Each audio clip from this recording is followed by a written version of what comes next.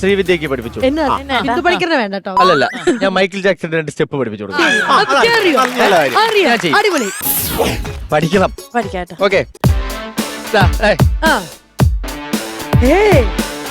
അടിപൊളി.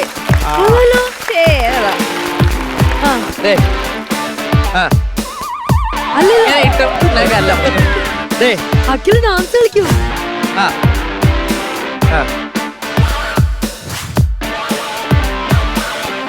അതെങ്ങനെയാണ്?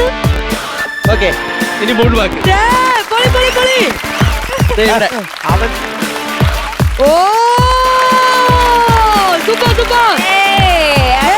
ഓക്കെ, ഇനി ശ്രീവിദ്യ കാണിക്കട്ടെ. ഇനി